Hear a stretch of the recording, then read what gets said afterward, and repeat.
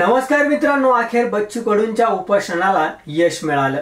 शेतकरी कर्जमाफीबाबत मुख्यमंत्री फडणवीसची मोठी घोषणा। काय ठरलं आणि काय आहे ही बातमी आपण सविस्तर या चॅनलच्या माध्यमातून बघणार आहोत।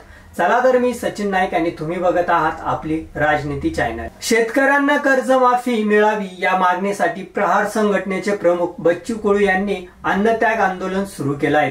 आज त्यांच्या अन्नत्याग आंदोलनाचा 6वा दिवस आहे। दरम्यान त्यांची प्रकृती खालवली आहे।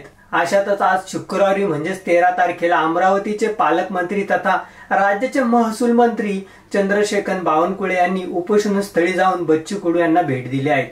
त्यांनी बच्चू कडू यांच्या समोर मुख्यमंत्री देवेंद्र फडणवीस यांना फोन लावला। मुख्यमंत्री फडणवीस यांनी फोनवरून बच्चू कडू यांच्याशी संवाद साधला।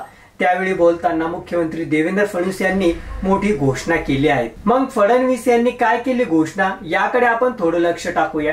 कर्जमाफीसाठी तातडीने समिती तयार केली जाईल। त्या समितीमध्ये बच्चू कडू यांना घेऊ। त्या समितीचा रिपोर्ट आल्यानंतर आम्ही कर्जमाफी करू असं देवेंद्र फडणवीस यांनी म्हटल्याची माहिती चंद्रशेखर बावनकुळे यांनी दिली। नेमकं काय म्हणाले बावनकुळे याकडे आपण थोडं लक्ष देऊया। चंद्रशेखर बावनकुळे म्हणाले की ज्या 17 मागण्या बच्चू कडू यांच्या आहेत त्यासाठी आम्ही बैठक घेऊ। या बैठकीला सर्व विभागाचे मंत्री उपस्थितीत राहील। या बैठकीला बच्चू कडू यांची देखील उपस्थिती असेल। दिव्यांगांचे अनुदान देताना जे बजेटमध्ये आणावं लागतं त्यामुळे येणाऱ्या अधिवेशनात ते मांडण्यात येईल। त्यामध्ये किती वाढ करायची ते मुख्यमंत्री आणि दोन्ही उपमुख्यमंत्री व बच्चू कडू हे ठरवतील। मग शेतकऱ्यांच्या कर्जमाफीवर काय झाली चर्चा याकडे आपण थोडं लक्ष टाकूया।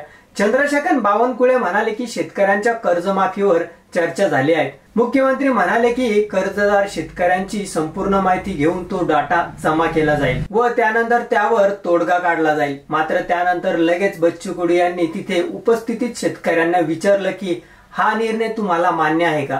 त्यावर सर्वांनी आम्हाला हा निर्णय मान्य नसून सरसकट कर्जमाफी हवी असं म्हटलं आहे। दरम्यान कर्जमाफी होईपर्यंत नवीन कर्ज देण्यासाठी मी येणाऱ्या कॅबिनेटमध्ये चर्चा करेल व निर्णय घेऊ असं आश्वासनही त्यावेळी बावनकुळे यांनी दिलं। मात्र बच्चू कडू हे अजूनही आपल्या उपोषणावर ठाम आहेत। आम्ही यावर समाधानी नाहीत, आम्ही उपोषण मागे घेणार नाहीत असं त्यावेळी बच्चू कडू यांनी म्हटलं आहे।